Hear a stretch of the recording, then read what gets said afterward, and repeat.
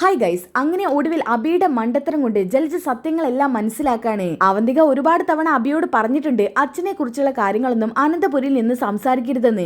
എന്നാ അബി ആണെങ്കിലോ ഏഞ്ചുലർ തന്റെ സ്വന്തമാണെന്ന് അറിഞ്ഞതോടുകൂടി എക്സൈറ്റ്മെന്റാ. അങ്ങനെ ഒടുവിൽ അബിയുടെ ഓരോ നീക്കങ്ങളിലും ജലജയ്ക്ക് സംശയം തോന്നാണ്. ഇത്രയും ദിവസം കീരിയും പാമ്പായിരുന്ന ഏട്ടനും അനിയത്തെയും ഇപ്പൊ അവിടെ ഇവിടെയൊക്കെ വെച്ച് രഹസ്യമായി സംസാരിക്കുന്നത് ജലജയുടെ കണ്ണിൽ പതിയാണ്. എന്ത് ചോദിക്കുമ്പോഴും അബിയുടെ ഇപ്പോഴത്തെ ഓവർ കോൺഫിഡൻസ് ആയിട്ടുള്ള സംസാരവും ഏഞ്ചുലറിയോടുള്ള കൂറും കണ്ടിട്ട് ജലജയ്ക്ക് എന്തൊക്കെയോ സംശയം തോന്നാണ്. അങ്ങനെ നിൽക്കുമ്പോഴാണ് അബി ഒരു കള്ളനെ പോലെ പാത്ത് പതുങ്ങി വന്നിട്ട് അവന്തികയുടെ മുറിയിലോട്ട് കയറുന്നത്. അബിക്ക് എന്തോ അവന്തികയോട് പറയാനാണ് കേട്ടോ. അങ്ങനെ സംശയം തോന്നിയ ജലജ നേരെ അവന്തികയുടെ മുറിയുടെ അടുത്തോട്ട് ചെല്ലാണ്. അവിടെ വെച്ച് അബിയും അവന്തികയും രഹസ്യമായിട്ട് സംസാരിക്കുന്നതെല്ലാം തന്നെ ജലജ ഒളിഞ്ഞു കേൾക്കാണ്. അതിലൂടെ ജലജയ്ക്ക് വ്യക്തമാവാണ് നാഗേന്ദ്രൻ വീണ്ടും തന്റെ മക്കളെ സ്വന്തമാക്കാൻ നാട്ടിലോട്ട് തിരിച്ചെത്തിയിട്ടുണ്ടെന്ന്. അവന്തികയും അബിയും അച്ഛനോടൊപ്പം ചേർന്നു എന്നുള്ള സത്യം തിരിച്ചറിഞ്ഞപ്പോ ജലജയ്ക്ക് അത് സഹിക്കാൻ കഴിയാതെ റൂമിനകത്തോട്ട് കയറി ചെല്ലുന്നുണ്ട്. എന്നിട്ട് ആദ്യം ചെന്ന് അവന്തികയുടെ കരണത്താണ് കേട്ടോ കൊടുക്കുന്നത്. എന്നിട്ട് അബിയെയും അവന്തികയും തല്ലുന്നുണ്ട്. ജലജ എന്തൊക്കെയോ പിച്ചും പേയും വിളിച്ചു പറയുന്നുണ്ട്. അതായത് ജലജയിൽ നിന്ന് മക്കൾ അകന്നു പോകുന്നുള്ള പേടിയാണ് കേട്ടോ ജലജയ്ക്ക്. എന്തായാലും അത്യാഗ്രഹിയായ ജലജയോട് അബി സത്യങ്ങളെല്ലാം തുറന്നു പറയുന്നുണ്ട്. അവന്തിക പറയേണ്ടെന്ന് ആക്ഷൻ കാണിക്കുന്നുണ്ടെങ്കിലും അബി എല്ലാ സത്യങ്ങളും തുറന്നു പറയാണ്. ഇതെല്ലാം മനസ്സിലാക്കിയ ജലജയ്ക്ക് ഭർത്താവിന്റെ അടുത്തോട്ട് പോവണമെന്ന് തോന്നുകയാണ് കേട്ടോ. അങ്ങനെ ജലജയുമായിട്ട് മക്കൾ ഭർത്താവിന്റെ അടുത്തോട്ട് എത്തുന്നുണ്ട്. ആ ഒരു കിടിലൻ ത്രില്ലടിപ്പിക്കുന്ന എപ്പിസോഡാണ് കേട്ടോ ഇത്. അങ്ങനെ ജലജയും നാഗേന്ദ്രനും ഒന്നാവാൻ പോവാണ് ഗൈസ്. അപ്പൊ നമുക്ക് എന്തായാലും ഈ ഒരു എപ്പിസോഡിലോട്ട് കിടക്കാം. ഈ എപ്പിസോഡിന്റെ ആദ്യം തന്നെ കാണിക്കുന്നത് അബിയാണ് കേട്ടോ. അബി മുറിക്കകത്തോട്ട് കയറി ചെല്ലുമ്പോൾ ചന്തമോള് കുഞ്ഞിനെ കളിപ്പിക്കുന്നതാണ് കാണുന്നത്. ഇത് കണ്ട അബി മനസ്സിൽ ഇങ്ങനെ കരുതുന്നുണ്ട്, നവ്യ ഇവിടെ ഇല്ലേ? ചിലപ്പോ ഉണ്ടാവില്ല, അതുകൊണ്ടായിരിക്കണല്ലോ ഇവളിപ്പോ കുഞ്ഞിന്റെ അടുത്ത് ഇരിക്കുന്നത്. എന്നാ അബിയെ കണ്ടിട്ട് ചന്തമോൾ ഇങ്ങനെ നോക്കുന്നുണ്ട് കേട്ടോ. ഇത് കണ്ടപ്പോ അബി ചോദിക്കുന്നുണ്ട്, എന്തിനാടി നോക്കുന്നത്? ഒന്നുമില്ല. ഓ, എന്ത് ചോദിച്ചാലും ഒന്നുമില്ല. ഇതല്ലാതെ നിന്റെ വായിന്നൊന്നും വരില്ലേടി. അല്ല, നീ ഇപ്പൊ എന്തിനാ ഇതിനകത്ത് കയറി ഇരിക്കുന്നത്? ഞാൻ കുഞ്ഞുവാവയെ കളിപ്പിക്കാൻ വന്നതാ. നിന്നോട് ഇതിനകത്ത് കയറരുതെന്ന് പറഞ്ഞിട്ടില്ലേ? ആ സമയത്താണ് നവ്യ വാഷ്റൂമിൽ നിന്ന് അകത്തോട്ട് കയറി വരുന്നത്. അബി ചന്തമോളെ വഴക്ക് പറയുന്നത് കണ്ടിട്ട് നവ്യ പറയുന്നുണ്ട് അബി. അപ്പോഴാണ് അബി പിന്നിലോട്ട് തിരിഞ്ഞു നോക്കുന്നത്. നവ്യ, നീ ഇവിടെ ഉണ്ടായിരുന്നോ? ആ, ഉണ്ടായിരുന്നു. അല്ല, നീ പാരയാ വഴക്ക് പറഞ്ഞത്? അയ്യോ, ഞാൻ നമ്മുടെ കുഞ്ഞിനെ വഴക്ക് പറഞ്ഞതല്ല, ദേ ഇവളെ വഴക്ക് പറഞ്ഞതാ. ഇവളെന്തിനാ ഇവിടെ കയറി ഇരിക്കുന്നത്? അതവിടെ ഇരുന്നോട്ടെ, അതിന് അബിക്ക് എന്തെങ്കിലും കുഴപ്പമുണ്ടോ? നവ്യ, ഇത് നീ തന്നെയാണോ പറയുന്നത്? എന്താ, എനിക്ക് അങ്ങനെ പറഞ്ഞൂടെ? അല്ല, നീ ഇവളെ നമ്മുടെ കുഞ്ഞിന്റെ അടുത്തോട്ട് അടുപ്പിക്കാറില്ലല്ലോ, ഇപ്പൊ ഇതെന്തു പറ്റി? മനുഷ്യന്മാരാകുമ്പോ എപ്പോഴും ഒരുപോലെ ആവണമെന്നില്ലല്ലോ. ചിലപ്പോ ഒരു മാറ്റമൊക്കെ ആഗ്രഹിക്കും. എന്തായാലും അവര് ചെയ്ത തെറ്റിന് നമ്മൾ എന്തിനാ ഈ പാവം കുഞ്ഞിനെ ശിക്ഷിക്കുന്നത്? അവര് ചെയ്ത തെറ്റിന്റെ ബലം മാത്രം ഈ കുഞ്ഞ്. അതിന് നമ്മൾ ഈ കുഞ്ഞിനെ പഴി പറഞ്ഞിട്ട് ഒരു കാര്യമില്ല. ദൈവകോപം ഉണ്ടാവും. അപ്പാബി മനസ്സിൽ കരുതുന്നുണ്ട് കേട്ടോ, ഇവക്ക് ഇത്രയും നാൾ ഈ മാറ്റം ഇല്ലായിരുന്നല്ലോ, പെട്ടെന്നെന്താ ഒരു മാറ്റം? അബി എന്താ ആലോചിക്കുന്നത്? എനിക്ക് പെട്ടെന്നെന്താ ഒരു മാറ്റം എന്നായിരിക്കും. ഞാൻ അങ്ങനെയൊന്നും ആലോചിച്ചിട്ടില്ല. ഈ മാറ്റം എന്തുകൊണ്ടും നല്ലതാ. നീ ഇപ്പൊ പറഞ്ഞ പോലെ ഈ കുഞ്ഞ് എന്ത് തെറ്റ് ചെയ്തു? ഇതൊക്കെ ആലോചിച്ചിട്ടാ ഞാൻ പലപ്പോഴും ഈ കുഞ്ഞിനെ പുറത്തു കൊണ്ടുപോകുന്നതും അതിനാവശ്യമുള്ളൊക്കെ വാങ്ങിച്ചു കൊടുക്കുന്നത്. ആദർശ് ജനിപ്പിച്ചെന്ന് മാത്രമേ ഉള്ളൂ. അവന് ഈ കുഞ്ഞിന് വല്ലതും വാങ്ങിച്ചു കൊടുക്കണമെന്നോ പുറത്ത് കൊണ്ടുപോകണമെന്നോ അങ്ങനെ വല്ല ചിന്താഗതി ഉണ്ടോ? അപ്പൊ പിന്നെ കഴിയുന്ന നമ്മളല്ലേ നവ്യ ഇതൊക്കെ ചെയ്യേണ്ടത്. അതെ, ആവശ്യത്തിന് ആദർശം നയനിയും ആ കൊച്ചിന് പുറത്തോട്ട് കൊണ്ടുപോകുന്നുണ്ട്. അതിന് പുറത്ത് അബി ഇനി കൊണ്ടുപോകണ്ട. അയ്യോ, നീ പറഞ്ഞ ഞാൻ അങ്ങനെ ചെയ്യൂ നവ്യേ? എത്രയോ തവണ അങ്ങനെ ചെയ്തിട്ടേ ഉള്ളൂ. ഞാൻ പറയുന്നതിനേക്കാളും നിനക്ക് വലുത് നിന്റെ അമ്മായും മുത്തശ്ശനും മുത്തശ്ശിയൊക്കെ പറയുന്നതല്ലേ. അത് പിന്നെ നവ്യേ, അവര് നിന്നേക്കാളൊക്കെ മുതിർന്ന ആളുകളല്ലേ. അവര് പറയുന്നത് നമ്മൾ കേൾക്കണ്ടേ? പ്രത്യേകിച്ച് എൻ്റെ അമ്മയ്ക്ക് ഇവിടെ ഒരു വിലയുമില്ല. പിന്നെ നിനക്ക് അവന്തികയുടെ കാര്യം അറിയാലോ, അവൾ എങ്ങനെയെങ്കിലും ഒന്ന് ഇറക്കി വിടണം. അതുവരെ എങ്ങനെയെങ്കിലും ഇവിടെ കടിച്ചു തൂങ്ങിയേ പറ്റൂ. അതിനാണ് അബി നിനക്കിപ്പം ഞാൻ നല്ലൊരു ജോലി ശരിയാക്കി തന്നത്. നീ ഇവരെ സേവിക്കാതെ ജ്വല്ലറിക്ക് വേണ്ടി ജോലി ചെയ്യ്. അപ്പം നിനക്ക് ആവശ്യത്തിലേറെ പണം കയ്യിൽ കിട്ടും. ഞാനും എൻ്റെ കഴിവിൻ്റെ പരമാവധി മോഡലായിട്ട് ജോലി ചെയ്യുന്നുണ്ടല്ലോ. അതൊക്കെ വെറും എൻ്റെ അച്ഛൻ്റെ ഔദാര്യം അടി. നീ എന്താ കരുതിയത്? നിന്റെ ഭംഗിയും തൊലിവെളുപ്പും കണ്ടിട്ട് എടുത്തതാണെന്നോ? നിന്നെയൊന്നൊരു ചുക്കിനും ചുണ്ണാമ്പിനും കൊള്ളിലടി. നിന്നേക്കാൾ ഭംഗിയും സൗന്ദര്യമുള്ള എത്രയോ ആർട്ടിസ്റ്റുകൾ, നായികമാർ, ഇവരെയൊക്കെ ഉള്ളപ്പോൾ നിന്നെ ഇതിൻ്റെ മെയിനാക്കിയത് എന്തിനാണെന്ന് എനിക്കറിയാടി. ഒരു ദിവസം നിന്നെ കറിവേപ്പില പോലെ വലിച്ചെറിയും. അബി, നീ എന്താ ആലോചിക്കുന്നത്? ഞാൻ എന്താ ആലോചിക്കാനാ നവ്യേ? നിന്നെക്കുറിച്ച് തന്നെയാ ഏത് സമയം എൻ്റെ ആലോചന. ഞാൻ തന്നെ ആയിരിക്കും ഉള്ളിൽ, അല്ലേ? അത് പിന്നെ പറയാനുണ്ട് നവ്യേ. എനിക്കിപ്പോൾ എൻ്റെ ചങ്ക് പറിച്ച് കാണിച്ചു തരാനൊന്നും പറ്റത്തില്ലല്ലോ. നീയാണ് എൻ്റെ ചങ്കിനകത്തുനിന്ന് പറയാനല്ലേ പറ്റത്തുള്ളൂ. ഒന്ന് വിശ്വസിക്ക് നവ്യേ. ശരി, ഞാനേ ഇപ്പം വരാം, കുറച്ചു നേരം കുഞ്ഞിനെ നോക്ക്. ആ ശരി. അങ്ങനെ നവ്യ അവിടുന്ന് പോകുന്നുണ്ട് കേട്ടോ. ആ സമയത്ത് അബി ഇങ്ങനെ മനസ്സിൽ കരുതുന്നുണ്ട്, വിഡ്ഢി, നല്ല ഒന്നാം തരം ഫൂൾ. ഇവളുടെ വിചാരം ഇവളുടെ കഠിനാധ്വാനം കൊണ്ടാണ് എനിക്ക് ജ്വല്ലറിയിൽ കയറി ഇരിക്കാൻ പറ്റിയതെന്നാ. അതെൻ്റെ അച്ഛൻ്റേതാടി, എൻ്റെ സ്വത്ത്. ഞാനെന്തിനാടി ഇനി നിന്നെ പേടിക്കുന്നത്? കുറച്ച് നാള്, വളരെ കുറച്ച് നാളും കൂടിയുള്ളൂ ഇനി നീ എൻ്റെ ജീവിതത്തിൽ. അത് കഴിഞ്ഞാൽ നിന്നെ ഞാൻ എറിയും, കറിവേപ്പിൽ എറിയുന്നത് പോലെ. മോഡലാണത്രേ. മോഡലാവാൻ പറ്റിയൊരു ഐറ്റം. ഇതും പറഞ്ഞുകൊണ്ട് അബി ഫോൺ എടുക്കുന്നുണ്ട് കേട്ടോ. എന്നിട്ട് ആ ഫോണിൽ മാളവികയുടെ ഫോട്ടോ എടുക്കുകയാണ്. എന്നിട്ട് ആ ഫോട്ടോയെ തന്നെ സൂം ചെയ്ത് നോക്കിക്കൊണ്ട് നിൽക്കാൻ കേട്ടോ. മാളവികയെ, ഇനി അടുത്ത ജ്വല്ലറിയുടെ മോഡൽ നീയാണ്. എൻ്റെ മോഡലും നീ തന്നെ ആയിരിക്കും. ഇതും പറഞ്ഞുകൊണ്ട് ചിരിക്കാൻ കേട്ടോ അബി. എന്നാൽ അത് കണ്ടുകൊണ്ട് പേടിച്ച് നിൽക്കുകയാണ് ചന്തുമോള്. ഓക്കെ, അതൊക്കെ കഴിഞ്ഞതിന് ശേഷം കാണിക്കുന്നത് ജലജയാണ് കേട്ടോ. ജലജയുടെ ഓരോ ഓർണമെന്റ്സ് എടുത്തു നോക്കാൻ കേട്ടോ. ആ സമയം അങ്ങോട്ടേക്ക് അബി വരുന്നുണ്ട്. അമ്മേ. ആ എന്താടാ? അവന്തിക എവിടെ അമ്മേ? അവന്തികയോ? അവള് അവിടെ എവിടെങ്ങാനും കാണും. അതെന്താ, അവന്തിക അമ്മയ്ക്ക് അറിയില്ലേ? ഷെടാ, ഞാനിപ്പോൾ അവളുടെ പിന്നാലെ നടക്കുവാണോ? അവളുടെ മുറിയിൽ എങ്ങാനും കാണും. ഏത് സമയം മുറി അടച്ച് മുറിക്കാത്ത തന്നെയല്ലേ? അല്ല, നീ എന്തിനാ ഇപ്പം അവന്തികയെ തിരക്കുന്നത്? അത് ഒന്നുമില്ല, എനിക്ക് ഓഫീസിൽ ഒരു കാര്യം പറയാനായിരുന്നു. അവളോടാണോ നീ നിന്റെ ഓഫീസിലെ കാര്യം പറയാൻ പോകുന്നത്? ജ്വല്ലറിന്ന് കേൾക്കുന്നത് തന്നെ അവൾക്ക് കലിപ്പാ. ആയിക്കോട്ടെ, എന്നാലും എൻ്റെ വിജയം അവളോട് പറയാതിരിക്കാൻ എനിക്ക് പറ്റില്ലല്ലോ. എന്താ നിന്റെ ഇപ്പോഴത്തെ വിജയം? അത് പിന്നെ അമ്മേ, ഇന്നലത്തെ ഒരു ദിവസം കൊണ്ട് തന്നെ ഞാൻ അത്യാവശ്യം ഗ്രോത്ത് ഉണ്ടാക്കിയിട്ടുണ്ട്. അതിനെനിക്ക് ഡേവിഡ് സാറ് ഒരു സർപ്രൈസും തന്നു. സർപ്രൈസോ? എന്ത് സർപ്രൈസ്? അതൊരു ഗിഫ്റ്റാ? അല്ല, ഇങ്ങനെ ചെറിയ ഗ്രോത്ത് ഉണ്ടായതിനൊക്കെ ഗിഫ്റ്റൊക്കെ തരുമോ? അതല്ലേ അമ്മ ജ്വല്ലറി. മൂർത്തീസ് ജ്വല്ലറിയെ അപേക്ഷിച്ച് ജ്വല്ലറി എത്രയോ മുകളിലാ. അതൊക്കെ പോട്ടെ, നിനക്കെന്താ ഗിഫ്റ്റ് കിട്ടിയത്? ഗിഫ്റ്റ് എന്ന് വെച്ചാലേ മണി ഗിഫ്റ്റാണ്. അതെൻ്റെ അക്കൗണ്ടിലേക്ക് ട്രാൻസ്ഫർ ആയിട്ടുണ്ട്. നിനക്ക് അവിടുന്ന് ക്യാഷ് കിട്ടിയോ? എൻ്റെ അമ്മേ, ക്യാഷ് എന്നൊക്കെ പറഞ്ഞാലുണ്ടല്ലോ, ആയിരങ്ങളല്ല, ലക്ഷം. ഇന്നലത്തെ ഒരു ദിവസം കൊണ്ട് 45 ലക്ഷമാണ് എൻ്റെ അക്കൗണ്ടിലോട്ട് കയറിയത്. 45 ലക്ഷമോ? ഒരു ദിവസം കൊണ്ട് ഗ്രോത്ത് ഉണ്ടായതിന് 45 ലക്ഷം രൂപയൊക്കെ അക്കൗണ്ടിലേക്ക് കയറുമോ? ആ സമയത്ത് അബി ഒന്ന് സ്തംഭിക്കുന്നുണ്ട് കേട്ടോ. 45 ലക്ഷം അമ്മയോട് പറയേണ്ടിയില്ലായിരുന്നു. ഇനി അമ്മയ്ക്ക് എന്തെങ്കിലും സംശയം തോന്നുമോ? എടാ, നീ എന്താ ഒന്നും പറയാത്തത്? ഡാ, ഒറ്റ ദിവസം കൊണ്ടൊക്കെ 45 ലക്ഷം രൂപയൊക്കെ നിന്റെ അക്കൗണ്ടിലേക്ക് ട്രാൻസ്ഫർ ആയിട്ടുണ്ടെങ്കിലേ അതിന് പിന്നിൽ എന്തെങ്കിലും ചതി വല്ലതും കാണോ? അങ്ങനെ വരില്ല അമ്മേ.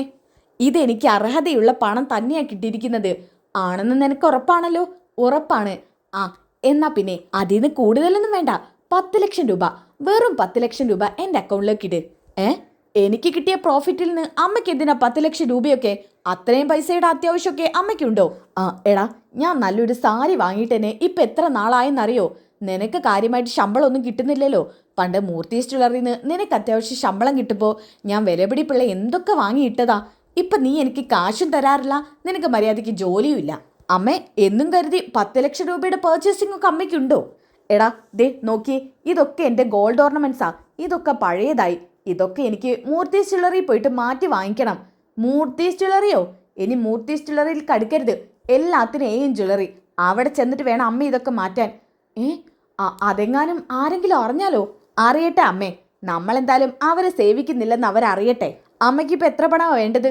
എടാ, നീ ഇങ്ങനെ എടുത്തോ പിടിച്ചോ എന്ന് പറഞ്ഞ പോലെ ഒരു തീരുമാനം എടുക്കരുത്. നിനക്കിപ്പോഴും ഒരു ഭീഷണി ഉയർന്നു നിൽക്കുന്നുണ്ട്. ആ നവ്യ എന്ന് പറയുന്നവള്. അവളെ നിന്നെ ഏത് സമയത്ത് കൊല്ലുമെന്ന് പറയാൻ പോലും പറ്റത്തില്ല. ഈ പറഞ്ഞതൊക്കെ വിശ്വസിക്കാതെ നടക്കും അവള്. എന്നാൽ ഇതൊക്കെ തെളിയിക്കാനേ ഒരു DNA ടെസ്റ്റ് മാത്രം മതി. അമ്മേ, ഇനി അവൾ ആരാ പേടിക്കുന്നത്? അവള് DNA ടെസ്റ്റ് എടുക്കേ, നോക്കേ, റിസൾട്ട് കണ്ടുപിടിക്കേ, എന്തെങ്കിലും വേണമെങ്കിൽ ആവട്ടെ. അതൊന്നും ഇനി എനിക്കൊരു പുത്തേരിയല്ല. എടാ, നിനക്കിത് എന്താ പറ്റിയത്?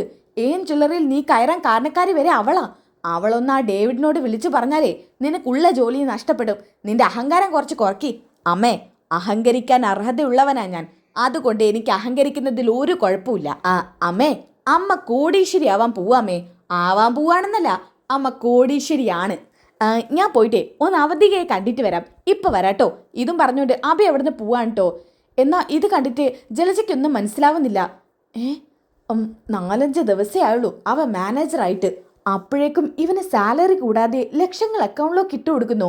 അത്രയും വലിയ സെറ്റപ്പാണോ ഈ ജ്വല്ലറി? ഇതിന് പിന്നിൽ ഇനി എന്തെങ്കിലും ചതി കാണുമോ? എന്തോ എവിടെയോ ചീഞ്ഞ് നാറുന്നുണ്ട്. തുറപ്പാ. ഇവൻ ഇത്രയും കോൺഫിഡൻസ് കിട്ടിയത് ഇന്നലെ മുതലാ. എന്തോ നടന്നിട്ടുണ്ട് ഇന്നലെ. ഇവൻ എന്തായാലും അവന്തികയുടെ പിന്നാലെയാണല്ലോ ഇന്നലെ പോയത്. അതിനുശേഷമാണ് ഈ മാറ്റം സംഭവിച്ചത്. സാധാരണ അബി എന്ത് പറഞ്ഞ് അവന്തികയുടെ അടുത്ത് ചെന്നാലും അവന്തിക തട്ടിക്കയറാറാ പതിവ്. ഇപ്പൊ അവർ തമ്മിൽ സംസാരത്തിലും പെരുമാറ്റത്തിലും ഒന്നും അതുപോലെ ഇല്ല. എന്തൊക്കെയോ സംഭവിക്കുന്നുണ്ട്. അതെന്തായാലും കണ്ടുപിടിച്ചേ പറ്റൂ. ഓക്കെ, അതൊക്കെ കഴിഞ്ഞിട്ട് കാണിക്കുന്നത് അനിയെയും നന്ദുവിനെയാണ് കേട്ടോ. നന്ദു ആണെങ്കിൽ അനിയെ കാണാൻ വേണ്ടി എത്തിയിരിക്കുകയാണ്. ആ അനി, എന്തിനാ വിളിപ്പിച്ചത്? അല്ല, നിന്നെ കാണാൻ ഞാൻ സ്റ്റേഷനിലോട്ട് വന്നിരുന്നു. അവിടെ ഇല്ലെന്ന് പറഞ്ഞപ്പോഴാണ് ഞാൻ നിന്നെ വിളിച്ചത്. അയ്യോ, നീ സ്റ്റേഷനിൽ ചെന്നിരുന്നോ? ആ, ഞാൻ അവിടെ പോയപ്പോൾ നീ അവിടെ ഇല്ലെന്ന് പറഞ്ഞു. അത് പിന്നെ ആദർശേട്ടൻ എന്നെ വിളിച്ചിരുന്നു. അപ്പോൾ അവിടെ വരെ ഒന്ന് പോയതാ ഞാൻ. അല്ല, എന്തിനാ ആദർശേട്ടൻ വിളിച്ചത്? ഞാനിതിനു മുന്നേ പറഞ്ഞല്ലോ, ഒരു സീവിയർ എന്ന് പറയുന്ന വ്യക്തി ഏഞ്ചലറിയുമായിട്ട് ബന്ധമുള്ള എല്ലാ ആളുകളുടെ ഫോണും ട്രാക്ക് ചെയ്യുന്നുണ്ടെന്ന്. നീ ഇതിനു മുമ്പെങ്ങാനും പറഞ്ഞിരുന്നില്ലേ? അതെ, അയാളിൽ നിന്ന് നമുക്കൊരു ഇൻഫർമേഷൻ കിട്ടിയിട്ടുണ്ട്. അല്ല, എത്രയും പെട്ടെന്ന് ഇതിലൊരു തീരുമാനമാവോ? 3/4 ഭാഗവും പണിയും ഫിനിഷ് ആയിട്ടുണ്ട്. ഇനി അവസാനത്തെ പണി എന്ന് പറയുന്നത് രാജേന്ദ്രനെ കണ്ടുപിടിക്കാന്നുള്ളതാ. രാജേന്ദ്രനോ? അതാരാ? ഇന്നലെ വിളിച്ചപ്പോൾ ഞാൻ പറഞ്ഞില്ലേ? ഓ, ഞാനതൊക്കെ മറന്നു. ഇന്നലെ നീ സെർച്ച് ചെയ്ത ഹോട്ടലല്ലേ? അതെ, അവിടെ എനിക്ക് സംശയാത്മകമായ രീതിയിൽ ഒരാളെ കണ്ടെത്താൻ പറ്റിയിട്ടുള്ളൂ. അതൊരു രാജേന്ദ്രൻ എന്നാ പേര്. അതെത്രത്തോളം സത്യമാണെന്നറിയില്ല. പക്ഷെ അയാളിലേക്കാണ് ഇനി എൻ്റെ അന്വേഷണം. അയാൾ ആരാണെന്ന് കണ്ടെത്തണം. ഒരു ദുബായ്ക്കാരനാ. എന്തായാലും അയാളെക്കുറിച്ചുള്ള അന്വേഷണമാണ് ഇനി. നന്ദു, നീ ഇതിനു വേണ്ടി ഒരുപാട് ബുദ്ധിമുട്ടുന്നുണ്ടല്ലേ? അതൊക്കെ ഈ ജോലിയുടെ ഭാഗമല്ലേ. പിന്നെ ആദിശേട്ടനും നയനേച്ചിക്കും വേണ്ടിയില്ലേ ഇതൊക്കെ ചെയ്യുന്നത്. അതിലെനിക്ക് സന്തോഷം മാത്രമേ ഉള്ളൂ. നന്ദു, എന്നെക്കൊണ്ട് എന്തെങ്കിലും ഹെൽപ്പ് വേണമെങ്കിൽ എന്നെ വിളിച്ചാൽ ഞാൻ ചെയ്തു തരും. അതിൻ്റെ ഒന്നും ആവശ്യമില്ല. ഇനി എന്തെങ്കിലും ഹെൽപ്പ് വേണമെങ്കിൽ ഞാൻ വിളിച്ചോളാം. അപ്പം പിന്നെ കുട്ടി MDയെ നേരെ ഓഫീസിലോട്ട് വിട്ടോ. അധിക നേരെ സംസാരിച്ചിരിക്കാനുള്ള നേരമൊന്നുമില്ല. അല്ല, വേറെന്തെങ്കിലും പറയാനുണ്ടോ? ഓഹോ, അത്രയ്ക്കും തിരക്കാണോ നിനക്ക്? അത് പിന്നെ അനി, എനിക്ക് കുറച്ച് കാര്യങ്ങൾ ചെയ്തു തീർക്കാനുണ്ട്. എൻ്റെ ജോലിയെക്കുറിച്ച് നിനക്കറിയാലോ. നിന്ന് തിരിയാൻ നേരം ഉണ്ടാവത്തില്ല. പിന്നെ എങ്ങനെയാ? ആ സമയത്താണ് കേട്ടോ നന്ദുവിൻ്റെ ഫോണിലേക്ക് ഒരു കോള് വരുന്നത്. ഈ കോള് വന്നപ്പോൾ തന്നെ നന്ദു എടുത്തു നോക്കുന്നുണ്ട് കേട്ടോ. അപ്പം അനി ചോദിക്കുന്നുണ്ട്, ആരാ നന്ദു? നവീനേട്ടനാ. നവീനോ? അവനെന്തിനാ ഇങ്ങനെ ഇടയ്ക്ക് വിളിക്കുന്നത്? അത് ശരി, നവീനേട്ടൻ എന്നെ എന്തൊക്കെ കാരണത്താൽ ഹെൽപ്പ് ചെയ്യുന്നുണ്ടെന്ന് അറിയില്ലേ? ഒരു പോലീസിന്റെ കൂടെ വക്കീലുണ്ടെങ്കിലേ പണികളൊക്കെ എളുപ്പമാവത്തുള്ളൂ. എന്തായാലും നവീൻ ഇങ്ങനെ എപ്പോഴും വിളിക്കോ? കേസിന്റെ എന്തെങ്കിലും ആവശ്യമുണ്ടെങ്കിൽ വിളിക്കും. അല്ല, അനിക്കിതെന്താ പറ്റിയത്? ഞാനേ ഒന്ന് എടുത്തു നോക്കട്ടെ, ഒരു മിനിറ്റ്. അതെ അനി, മിണ്ടരുത്. ചിലപ്പോൾ അനിയുടെ ശബ്ദം കേൾക്കും. ശരി. ഹലോ. നന്ദു, തിരക്കിലാണോ? അല്ല, എന്താ നവീനേട്ടാ? ഒന്നുമില്ല. എനിക്ക് നേരിട്ടൊരു കാര്യം പറയാനുണ്ട്. തിരക്കില്ലെങ്കിൽ നമുക്ക് എവിടെയും വെച്ച് കണ്ടാലോ? ശരി നവീനേട്ടാ, എങ്ങോട്ടാ വരണ്ടേന്ന് ലൊക്കേഷൻ അയച്ചിട്ടാ മതി. ശരി നന്ദു. ഇതും പറഞ്ഞ് നവീൻ ഫോൺ വെക്കാൻ കേട്ടോ. അപ്പൊ അനി ചോദിക്കുന്നുണ്ട്, അല്ല, നീയല്ലേ ഇപ്പൊ നിനക്ക് തിരക്കുണ്ടെന്ന് പറഞ്ഞത്? എന്നിട്ട് എന്നോടും കൂടി സംസാരിക്കാതെ നീ പോവാൻ നിൽക്കുമല്ലായിരുന്നോ? അത് പിന്നെ എനിക്ക് കേസിന്റെ കുറച്ച് കാര്യങ്ങൾ അന്വേഷിക്കാനുണ്ട്. അതവിടെ നിൽക്കട്ടെ. അപ്പൊ പിന്നെ നിനക്ക് ഇപ്പൊ എവിടുന്നാ സമയം കിട്ടിയത്? എന്നോട് സംസാരിക്കാൻ നേരമില്ല. അവനുമായിട്ട് സംസാരിക്കാൻ നേരമുണ്ടല്ലേ? ദേ അനി, നിന്റെ സംസാരം കുറച്ച് കടന്നു പോകുന്നുണ്ട് കേട്ടോ. കുറച്ച് ദിവസമായിട്ട് ഞാൻ ശ്രദ്ധിക്കുന്നുണ്ട്. എന്നെയും നവീനേട്ടനെയും ചേർത്ത് എന്തൊക്കെയാ നിന്റെ മനസ്സ് ധരിച്ചു വെച്ചേക്കുന്നത്?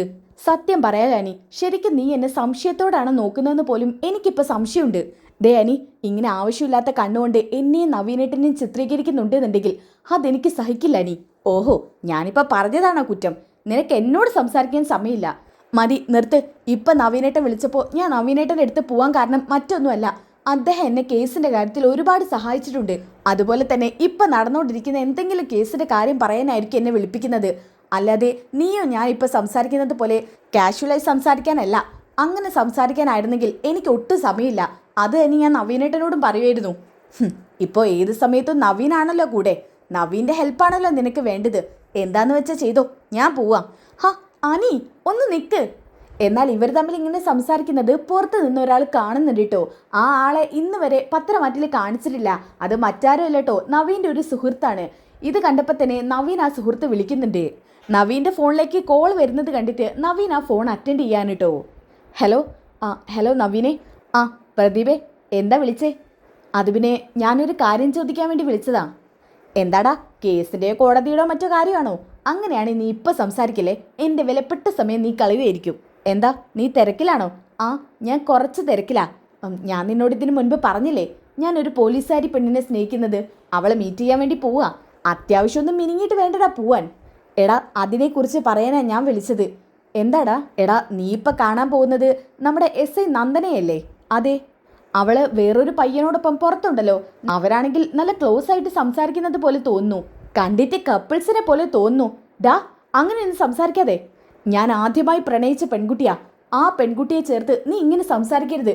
എടാ, ഞാൻ എനിക്ക് തോന്നിയ കാര്യമാണ് പറഞ്ഞത്. നീ അവളോട് നിന്റെ പ്രണയമൊന്നും തുറന്ന് പറഞ്ഞിട്ടില്ലല്ലോ, അവളുടെ മനസ്സിലേക്ക് പറയാൻ വേണ്ടിയിട്ട്. അപ്പോൾ കണ്ടപ്പോൾ നിന്നോടൊന്ന് പറയണമെന്ന് തോന്നി. നീ ഇപ്പോൾ അവളെ കാണാൻ വേണ്ടി പോവല്ലേ? അതെ. എന്നാൽ ഇപ്പോൾ ഇന്ന് തന്നെ നീ നിന്റെ പ്രണയം തുറന്ന് പറയണം. ഇല്ലെങ്കിൽ ചിലപ്പോൾ അവൾ നിനക്ക് കൈവിട്ട് പോവും. എനിക്ക് അത്രേ പറയാനുള്ളൂ. എടാ പ്രതിഭ, അവളുടെ കൂടെ ആരാണെന്നറിയോ? അറിയാം, നിനക്കും അറിയാവുന്ന ആളാ. അനന്തപുരിയിലെ ചെറിയ പയ്യനില്ലേ, അനിരുദ്ധ്, അവനാ. അനിയോ? അതേടാ, അനിരുദ്ധിൻ്റെ കൂടെ അവള്. ശരി, എന്നാൽ നീ ഫോൺ വെക്ക്. ശരിടാ, ഞാൻ പറഞ്ഞ കാര്യം നീ കാര്യമായിട്ട് എടുത്തോ. ശരി. ഇതും പറഞ്ഞവർ ഫോൺ വെക്കുന്നുണ്ട് കേട്ടോ. അതൊക്കെ കഴിഞ്ഞിട്ട് കാണിക്കുന്നത് നന്ദുവിനെയും അനിയുമാണ്. അപ്പോൾ നന്ദു പറയുന്നുണ്ട്, ഇപ്പം ഞാൻ എന്ത് വേണം? നിനക്ക് എന്ത് വേണമെങ്കിലും തീരുമാനിക്കാം. എന്നോട് സംസാരിക്കാതെ അവനെ കാണാൻ പോവണമെങ്കിൽ അതും വേണമെങ്കിൽ ആവാം. എന്തിനാ ഇങ്ങനെ അസൂയപ്പെടുന്നത് അനി? അസൂയ ഉണ്ടാവാൻ കാരണം വേറൊന്നുമല്ല. അവൻ്റെ ചില നേരത്തെ സംസാരത്തിലൊക്കെ നിന്നോടെന്തോ ഒരു ഇഷ്ടമുള്ള പോലെ എനിക്ക് തോന്നിയിട്ടുണ്ട്. അതെ, അനിയുടെ വെറും ഒരു തോന്നലാ. ആ തോന്നൽ ഉണ്ടായതുകൊണ്ടാ അവൻ എൻ്റെ അടുത്തോട്ട് അടുപ്പിക്കാത്തത്. ഇതൊരു തരം അസുഖാ. ആ അസുഖത്തിന് പേരെനിക്കറിയാലോ. ദേ നന്ദു, നീ വെറുതെ എന്നെ ദേഷ്യം പിടിപ്പിക്കരുത്. ഞാനായിട്ട് ഇനി ഒന്നും പറയുന്നില്ല. ആ സമയത്താണ് കേട്ടോ നവീൻ്റെ കോള് വീണ്ടും നന്ദുവിൻ്റെ ഫോണിലേക്ക് വരുന്നത്. അവൻ വീണ്ടും വിളിക്കുന്നുണ്ടല്ലോ, എടുക്ക്. അനിയൊന്നും മിണ്ടാതിരിക്കുക. ഇനി നിന്റെ സംസാരം കേട്ട് കഴിഞ്ഞാൽ ഈ പോക്ക് മുടക്കാൻ പറ്റില്ല. ശരി, എന്താന്ന് വെച്ചാൽ ചെയ്യ്. ഇതും പറഞ്ഞുകൊണ്ട് നന്ദു ആ ഫോൺ അറ്റൻഡ് ചെയ്യുന്നുണ്ട് കേട്ടോ. ഹലോ നന്ദു, നീ ഇപ്പോൾ എവിടെയാ? ഞാൻ കേസിൻ്റെ ഒരു കാര്യമായിട്ട് പുറത്താ നവീനേട്ടാ. എന്താ? അല്ല, സ്റ്റേഷനിലുണ്ടെങ്കിൽ എനിക്ക് അങ്ങോട്ട് വരാനായിരുന്നു. സ്റ്റേഷനിലല്ല, ഞാൻ പുറത്താ. ഒരു കാര്യം ചെയ്യാം, നീ എവിടെ നിൽക്കുന്നതെന്ന് പറ, ഞാൻ അങ്ങോട്ട് വരാം. അത് വേണ്ട നവീനേട്ടാ, ഞാൻ പറയാൻ വിട്ടു. ഞാൻ കേസിൻ്റെ അന്വേഷണമായിട്ട് കുറച്ച് തിരക്കിലാണ്. നമുക്ക് പിന്നെ കണ്ടാലോ? നാളെ രാവിലെ വേണമെങ്കിൽ കാണാം. അയ്യോ, അപ്പോൾ ഇപ്പല്ലേ വിളിച്ചിട്ട് പറഞ്ഞത് കാണാൻ പറ്റുമെന്ന്? ഞാനങ്ങനെ പറഞ്ഞിരുന്നു, പക്ഷേ ഇപ്പം എനിക്ക് കുറച്ച് തിരക്കായിപ്പോയി. ശരി, അപ്പോൾ ഇന്ന് കാണാൻ പറ്റില്ലല്ലേ? ഇല്ല. ശരി എന്നാ. അല്ല നന്ദു, നീ എന്നിൽ നിന്ന് ഒന്നും മറച്ചു വെക്കുന്നില്ലല്ലോ? ഇല്ല, എന്ത് മറച്ചു വെക്കാൻ? അല്ല, എന്തെങ്കിലും ആവശ്യമുണ്ടെങ്കിൽ നീ എന്നെ വിളിച്ചാൽ മതി. ശരി. ഇതും പറഞ്ഞ് ഫോൺ വെക്കുന്നുണ്ട് കേട്ടോ. അനി, ഈ നവീനേട്ടന് എന്തൊക്കെയോ സംശയം തോന്നുന്നുണ്ടെന്ന് എനിക്ക് തോന്നുന്നത്. അവൻ സംശയിക്കുന്നെങ്കിൽ സംശയിക്കട്ടെ. ഇനി നമ്മൾ തമ്മിലുള്ള ഇഷ്ടം അവൻ അറിയുന്നെങ്കിൽ അങ്ങനെ അറിയട്ടെ.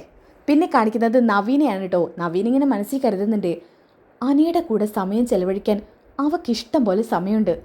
ഞാൻ എപ്പോഴെങ്കിലും വിളിക്കുമ്പോൾ എപ്പോഴും അവൾ തിരക്ക് പറഞ്ഞ് ഒഴിഞ്ഞു മാറാറാ പതിവ്. ഇതിൻ്റെയൊക്കെ അർത്ഥം എന്താ? അവൾ അവൻ്റെ പ്രണയം നിരസിച്ചെന്നല്ലേ അനാമിക പറഞ്ഞത്? ഇനി ചിലപ്പോൾ ആരും അറിയാതെ അവർ പ്രണയിക്കുന്നുണ്ടായിരിക്കോ? ഒന്നും മനസ്സിലാവുന്നില്ലല്ലോ. ഞാനാണോ ഇതിൽ വിഡി? എല്ലാ കേസും തെളിയിക്കാൻ പറ്റുന്ന എനിക്ക് എന്തുകൊണ്ട് ഇത് മാത്രം സാധിക്കുന്നില്ല? എന്തായാലും ഇത് എൻ്റെ ലൈഫിനെ സംബന്ധിച്ചിടത്തോളം വലിയൊരു പരീക്ഷണം തന്നെയാണ്. അനിയും നന്ദുവും തമ്മിൽ എന്തെങ്കിലും അടുപ്പമുണ്ടോയെന്ന് കണ്ടെത്തിയേ പറ്റൂ. ഓക്കെ, ഇനി അതൊക്കെ കഴിഞ്ഞിട്ട് കാണിക്കുന്നത് ജലജയാണ് കേട്ടോ. ജലജയാണെങ്കിൽ ചന്തമോളെ കൊണ്ട് കാല് മസാജ് ചെയ്യിപ്പിക്കുകയാണ്. എടി, നേരാവണ്ണം മസാജ് ചെയ്യ്. അവിടെയല്ല പെണ്ണെ, കുറച്ച് ഇങ്ങോട്ട് കയറ്റി പിടിക്കി. ഇടി, എന്ത് പിടുത്തടി പിടിക്കുന്നത്? പയ്യെ പിടിക്കടി. എനിക്ക് വേദനിക്കുന്നു അമ്മൂമ്മേ. പിന്നെ നിനക്ക് വേദനിക്കുന്നു? 4 നേരം ഇവിടുന്ന് വെട്ടി വിഴുങ്ങി തിന്നുന്നുണ്ടല്ലോ, ചിക്കനും മീനും ഒക്കെ. അതിനൊരു കുറവില്ലല്ലോ. പിന്നെന്താ ഇവിടുത്തെ വീട്ടുകാർക്ക് നിനക്ക് ജോലി ചെയ്താ? ഇത് കണ്ടുകൊണ്ടാണ് ദേവ്യാനി അങ്ങോട്ട് വരുന്നത്. ദേവ്യാനിക്ക് ദേഷ്യം വരുന്നുണ്ട് കേട്ടോ. മോളെ എഴുന്നേറ്റേ. ജലജേ, ഇതെന്താ? അയ്യോ എൻ്റെ ഏട്ടത്തി, ഞാനിതേ സ്റ്റെപ്പ് ഇറങ്ങുന്ന സമയത്തൊന്നും വീഴാൻ പോയി. എന്തൊരു വേദനയാണെന്നറിയോ? നോക്കിയിട്ട് ആരും കണ്ടതില്ല. ചന്തമോൾ അവിടെ ഇരിക്കുന്നുണ്ടായിരുന്നു. അപ്പം മോളോടൊന്ന് തടവി തരാൻ പറഞ്ഞതാ. നീ വീണെന്ന് കരുതിയിട്ട് നിന്റെ കാല് മോളെ കൊണ്ടാണ് തടവിപ്പിക്കുന്നത്. എൻ്റെ ഏട്ടത്തി, ഞാൻ നോക്കിയിട്ട് ഇവിടെ ആരെയും കണ്ടില്ല. അതുകൊണ്ടാണ് അവളെ കൊണ്ട് തടവിപ്പിച്ചത്. അയ്യോ, എന്തൊരു വേദനയെന്നറിയോ? ഇങ്ങനെയാണെങ്കിൽ ഡോക്ടറെ അടുത്തോട്ട് പോകേണ്ടി വരും. മിക്കവാറും വരും. ഇല്ലാത്ത കാലുവേദന അഭിനയിക്കുന്നതുകൊണ്ടേ ഞാൻ നിന്നെ ശരിക്കും പിടിച്ച് സ്റ്റെയർ കേസിൽ നിന്ന് തള്ളിയിടും. അയ്യോ, എന്തിനാ ഏട്ടത്തി ഇങ്ങനെയൊക്കെ പറയുന്നത്? കാല് വഴുതി ഒന്ന് വീഴാൻ പോയി. അതുകൊണ്ടല്ലേ ഇവളെ കൊണ്ട് തടവിപ്പിച്ചത്. അങ്ങനെ നിനക്ക് തടവിപ്പിക്കണമെന്നുണ്ടെങ്കിലേ നിന്റെ മോനും മോളും മരുമകളൊക്കെ ഇവിടെ ഉണ്ടല്ലോ, അവരെ അങ്ങ് നീട്ടി വിളിച്ചാൽ മതി. ദേ, ഈ കുഞ്ഞിനെ കൊണ്ട് നിന്റെ ഇങ്ങനത്തെ ഓരോ കാര്യങ്ങൾ ചെയ്യിപ്പിച്ചാലുണ്ടല്ലോ, ഈ ദേവേനയുടെ തനി സ്വരൂപം നീ അറിയൂ. മോളെ, ഇതുപോലെ ഓരോന്ന് ഇവർ ചെയ്തു കൊടുക്കാൻ പറയുമ്പോഴേ നീ എന്തിനെങ്ങനെ ചെയ്തു കൊടുക്കാൻ നിൽക്കുന്നത്? മോള് വന്നേ. അവൾ ഒരവസരം കിട്ടാൻ കാത്തിരിക്കുക. കുഞ്ഞിനെ കൊണ്ട് ഓരോ ജോലി ചെയ്യിപ്പിക്കാൻ. വാ മോളെ. ഇതും പറഞ്ഞുകൊണ്ട് മോളെ എടുത്തോണ്ട് അവിടുന്ന് ദേവേനി പോവാണ് കേട്ടോ. ഓ, അവളുടെ അഹങ്കാരം കണ്ടാത്തൊന്നും അവളുടെ കൊച്ചുമകളാണെന്ന്. അതെന്റെ കൊച്ചുമകളല്ലേ, അതിനെ കൊണ്ട് എന്തൊക്കെ ചെയ്യിപ്പിക്കണം ചെയ്യിപ്പിക്കണ്ടെന്ന് ഞാനല്ലേ തീരുമാനിക്കേണ്ടത്. അല്ലേനും അവൾ ആരെ എന്നെ കൽപ്പിക്കാൻ. ഛേ, നല്ല സുഖത്തിൽ അങ്ങ് വരുമായിരുന്നു. ആ കുഞ്ഞിക്കൈ കൊണ്ട് പിടിക്കുമ്പോൾ എന്തൊരു സോഫ്റ്റ് ആയിരുന്നു എന്നറിയോ. ഇത് പറഞ്ഞുകൊണ്ടിരിക്കുന്ന സമയത്താണ് കേട്ടോ അഭി പാത്തും പതുങ്ങി ഇങ്ങനെ നടക്കുന്നത് കാണുന്നത്. ഇത് കണ്ട ജലജയ്ക്കാകെ സംശയം തോന്നാന്. ഇത് അഭിയല്ലേ? ഇവനെന്താ ഇങ്ങനെ തിരിഞ്ഞും പറഞ്ഞും കളിക്കുന്നത്? എന്തോ കള്ളത്തരം ഉണ്ടല്ലോ. ജലജ പതിയെ ഇരുന്നിടത്ത് നിന്ന് എഴുന്നേറ്റിട്ട് അഭിയുടെ പിന്നാലെ പോവാണ് കേട്ടോ. അഭി എങ്ങോട്ടാ പോകുന്നതെന്ന് നോക്കിയിട്ട് അഭിയാണെങ്കിൽ ഒരു കള്ളനെ പോലെ പാത്തു പതുങ്ങിക്കൊണ്ട് അവന്തികയുടെ മുറിയിലോട്ടാണ് പോകുന്നത്. അവന്തികയുടെ മുറിയിൽ ഇവനെന്താ കാര്യം? ഇനി അവളുടെ വല്ല ഓർണമെന്റ്സ് എടുക്കാൻ പോവായിരിക്കോ? ഏയ്, അതിന് സാധ്യതയില്ല.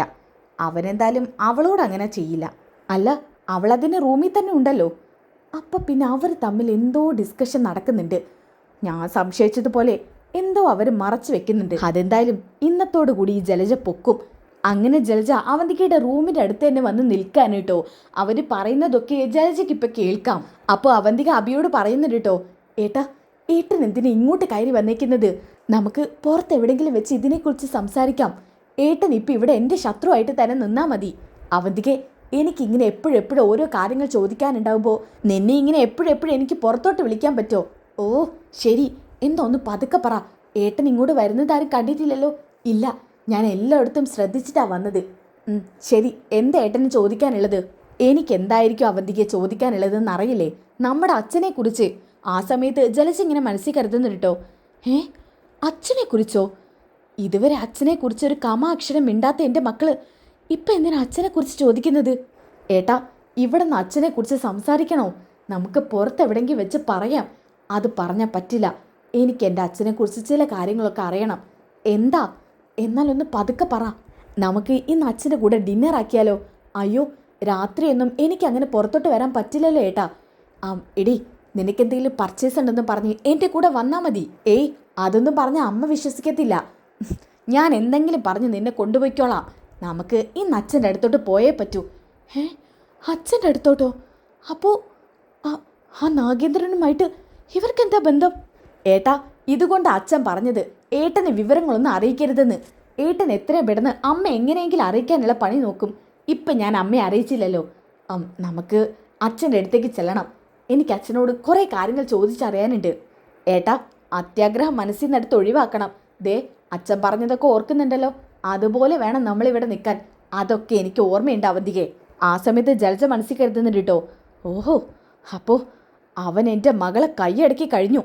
ഇനി എൻ്റെ മകനെയും കൂടി കയ്യിൽ ഒതുക്കാൻ വേണ്ടി നോക്കുക. ഇത് ഞാൻ സമ്മതിക്കില്ല. എൻ്റെ കൊക്കിന് ജീവനുള്ളിടത്തോളം കാലം എൻ്റെ മക്കളെ എന്നിൽ നിന്ന് അകറ്റാൻ ഞാൻ സമ്മതിക്കില്ല. ഇതും പറഞ്ഞുകൊണ്ട് ജലജ അകത്തോട്ട് കയറി ചെല്ലാൻ കേട്ടോ. ജലജയെ കണ്ട പാടെ തന്നെ അഭിയും അവന്തികയാണെങ്കിൽ ആകെ അമ്പരക്കുന്നുണ്ട് കേട്ടോ. അമ്മേ, അമ്മ? അതെ, നിൻ്റെയൊക്കെ അമ്മ തന്നെ. നിന്നെ രണ്ടുപേരെയും ജനിപ്പിച്ച അമ്മ. അമ്മേ, അതിപ്പം ഞങ്ങൾക്ക് അറിയുന്നതല്ലേ? അമ്മ, ഞാനെല്ലാം കേട്ടു. കേട്ടോ? ആ, കേട്ടടി. നീ അയർലാൻഡിൽ പോയത് നിൻ്റെ അച്ഛനോടൊപ്പം അർമാദിക്കാനായിരുന്നു അല്ലേ? അമ്മേ, അത് നിർത്ത്. ആ നാഗേന്ദ്രനെ കുറിച്ച് നിനക്കൊക്കെ എന്തറിഞ്ഞിട്ടാ നീ അയാളോടൊപ്പം ചേർന്നിരിക്കുന്നത്?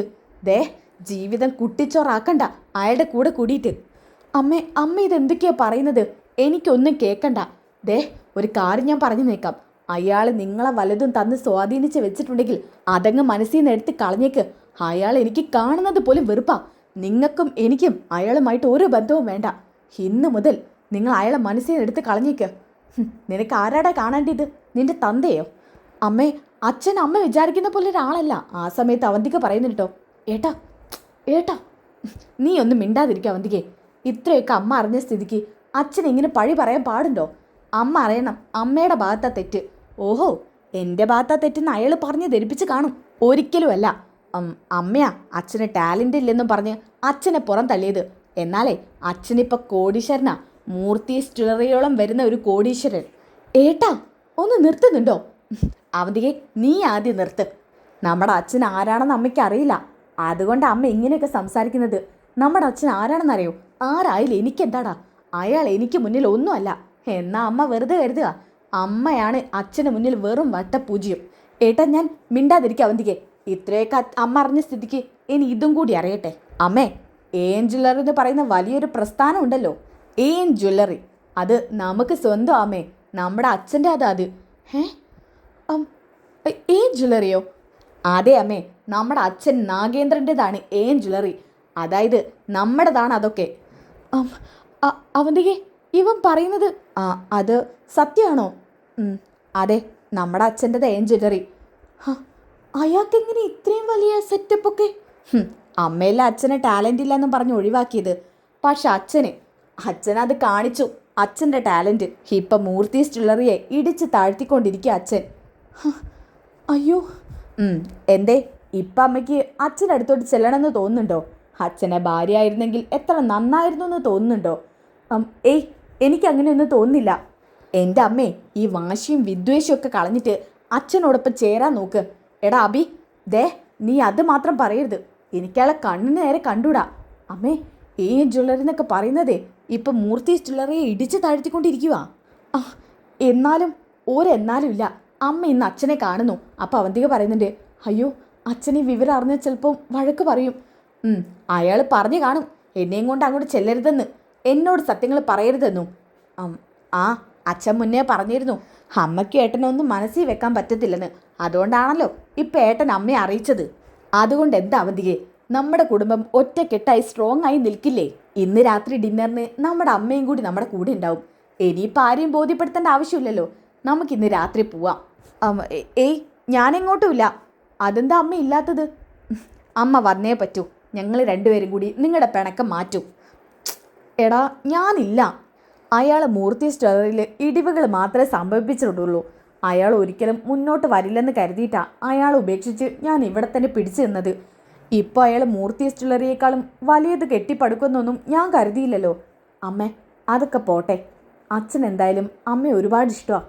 അതുകൊണ്ട് അച്ഛൻ മറ്റൊരു ബന്ധത്തെ പോലും ചിന്തിക്കാതെ അമ്മയ്ക്കും നമുക്കും വേണ്ടി കഴിയുക. എനിക്ക് വേണ്ടിയോ? അയാൾ വേറെ വിവാഹം കഴിച്ചിട്ടില്ലേ? ഇല്ല, അച്ഛൻ മറ്റൊരു വിവാഹത്തെക്കുറിച്ച് ആലോചിച്ചിട്ട് പോലുമില്ല. അമ്മയല്ലാതെ അച്ഛൻ്റെ മനസ്സിൽ മറ്റൊരു പെണ്ണുമില്ല. പിന്നെ മക്കളായിട്ട് നമ്മൾ മാത്രമേ ഉള്ളൂ എന്ന് അദ്ദേഹം പറഞ്ഞോ? പറഞ്ഞമ്മേ. ഇനിയും അമ്മയ്ക്ക് അച്ഛനെ കാണേണ്ടതുണ്ടോ? അത് പിന്നെ മോളെ, എന്നാലും ഞാൻ ഇനി എങ്ങനെയാ അയാളെ ഫേസ് ചെയ്യാം? ചിലപ്പോൾ അയാൾ കരുതും ഇത്രയും വലിയ സെറ്റപ്പൊക്കെ ഉണ്ടായതുകൊണ്ട് ഞാൻ അയാളോടത്തോട്ട് വന്നതാണെന്ന്. എൻ്റെ അമ്മേ, അങ്ങനെയൊന്നും നാണം കെടേണ്ട ആവശ്യമില്ല. അമ്മ ഇപ്പോൾ ആത്മാർത്ഥമായിട്ടാണ് അച്ഛനെ സ്നേഹിച്ചതെന്ന് ഞാൻ ചെന്ന് പറയും. ഞങ്ങൾ പറഞ്ഞാൽ വിശ്വസിക്കാവുന്നതേ ഉള്ളൂ. അതെ, അങ്ങനെ പറഞ്ഞു കൊടുക്കാം വന്തികെ. എന്നാൽ പിന്നെ ഇന്ന് വൈകിട്ട് അച്ഛനെ കാണാൻ പോവാല്ലേ? ശരി, ഓക്കെ. ഇനി അതൊക്കെ കഴിഞ്ഞിട്ട് കാണിക്കുന്നത് രാത്രിയാണ് കേട്ടോ. ജലജയാണെങ്കിൽ നല്ല അടിപൊളി സാരിയൊക്കെ ഉടുത്തിട്ടുണ്ട് കേട്ടോ. എന്നിട്ട് അവന്തികയോട് ചോദിക്കുന്നുണ്ട്, മോളെ, ഈ സാരി എങ്ങനെയുണ്ട്? നന്നായിട്ടുണ്ട്. കുറേ നാളുകൾക്ക് ശേഷം അച്ഛനെ കാണാൻ വേണ്ടി പോവല്ലേ? അടിപൊളിയായിട്ടുണ്ട്. അതുകൊണ്ടാണ് ഈ അവന്തിക ഈ സാരി തന്നെ സെലക്ട് ചെയ്തത് അമ്മേ. അദ്ദേഹത്തിന് എന്നോടുള്ള ദേഷ്യം കുറഞ്ഞാൽ മതിയായിരുന്നു. അതൊക്കെ കുറയും, അമ്മ വിഷമിക്കേണ്ട. അപ്പോഴാണ് അങ്ങോട്ടേക്ക് നവ്യ വരുന്നത്. അല്ല, നിങ്ങളിത് എങ്ങോട്ടാ? അത് പിന്നെ നവ്യേച്ചി, എനിക്കൊരു കല്യാണമുണ്ട്. ഞാൻ അമ്മയും കൊണ്ട് എൻ്റെ ഫ്രണ്ടിൻ്റെ കല്യാണത്തിന് പോവാ. നവ്യേട്ടത്തേക്ക് ക്ഷണമില്ലാത്തതുകൊണ്ടാണ് ഏട്ടത്തിയെ വിളിക്കാതിരുന്നത്. അത് കുഴപ്പമില്ല, നിങ്ങൾ പോയിട്ട് വാ.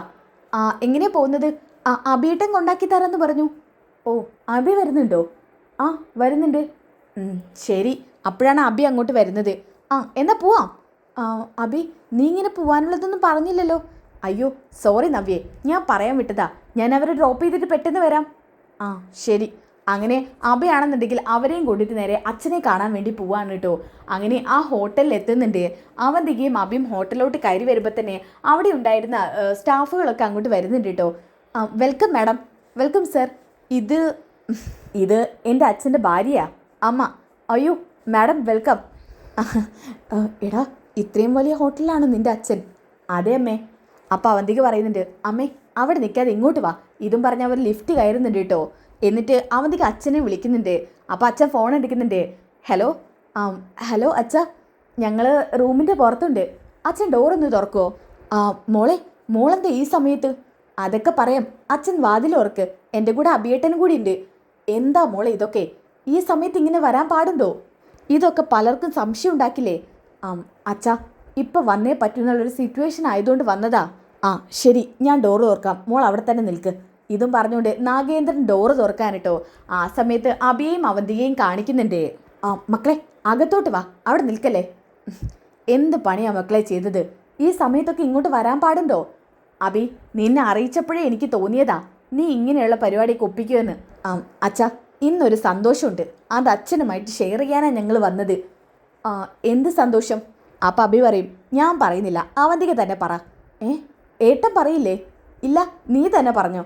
ഓ, കാലുമാറി നൈസായിട്ട് എൻ്റെ തലയിലോട്ടിട്ടു. ഇതുവരെ പറയാന്ന് പറഞ്ഞതാ, ഇവിടെ എത്തിയപ്പോൾ എൻ്റെ തലയിലോട്ടിട്ടു. മോളെ, നിങ്ങളെന്താ ഒന്നും പറയാതിരിക്കുന്നത്? എന്തെങ്കിലും പറയാനുണ്ടെങ്കിൽ പെട്ടെന്ന് പറഞ്ഞിട്ട് പോവാൻ നോക്ക്.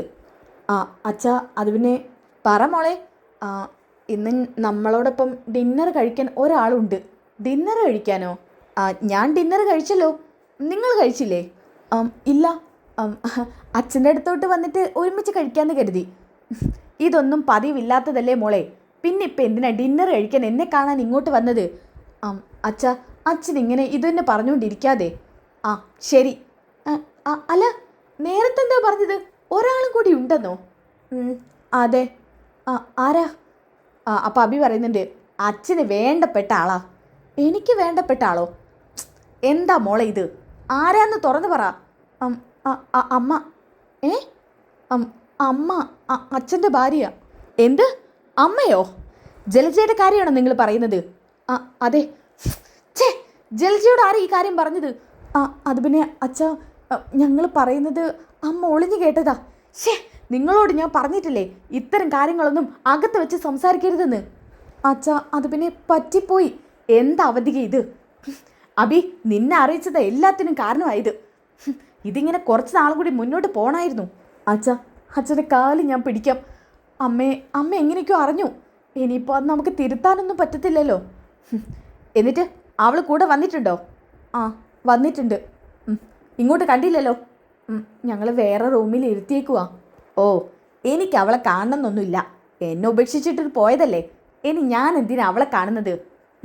എല്ലാ സത്യവും എല്ലാവരും അറിഞ്ഞില്ലേ, ഇനിയിപ്പം ഞാനിങ്ങനെ മറഞ്ഞു നിൽക്കേണ്ട ആവശ്യം എന്താ? അപ്പോൾ അവന്തിക പറയുന്നുണ്ട്, അച്ഛൻ ഞങ്ങളോട് ക്ഷമിക്ക്. ഞങ്ങൾക്ക് ഞങ്ങളുടെ കുടുംബം വേണം. അമ്മയും അച്ഛനുള്ളതാ ഞങ്ങളുടെ പൂർണ്ണ കുടുംബം എന്ന് പറയുന്നത്. എനിക്ക് അച്ഛനും അമ്മയും ഒക്കെ വേണം. മോളെ വിഷമിക്കാൻ വേണ്ടി പറഞ്ഞതല്ല. ഇത്ര പെട്ടെന്ന് അത് വേണ്ടായിരുന്നു. സാവകാശം ജലജയെ കൂടെ കൂട്ടാനെന്ന് എനിക്ക് ആഗ്രഹം ഉണ്ടായിരുന്നു.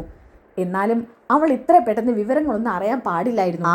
ഇനിയിപ്പോൾ പറഞ്ഞിട്ട് കാര്യമില്ലല്ലോ, അവൾ അറിഞ്ഞു കഴിഞ്ഞില്ലേ. അല്ല, ഏത് റൂമിലാണ് ഉള്ളത്? തൊട്ടിപ്പുറത്തെ റൂമിൽ തന്നെയാ. ഇങ്ങോട്ട് വരാൻ പറ. അച്ഛൻ അങ്ങോട്ട് വരില്ലേ? ഞാൻ പുറത്തിറങ്ങുന്നേക്കാളും നല്ലതല്ലേ അവൾ ഇങ്ങോട്ട് വരുന്നത്. അച്ഛൻ ഇങ്ങനെയൊന്നും സംസാരിക്കാതെ അമ്മയോട് കുറച്ച് സോഫ്റ്റായിട്ടൊക്കെ സംസാരിക്കേ. പിന്നെ പുതിയ പെണ്ണിനെ കാണാൻ വന്നതാണല്ലോ ഞാൻ.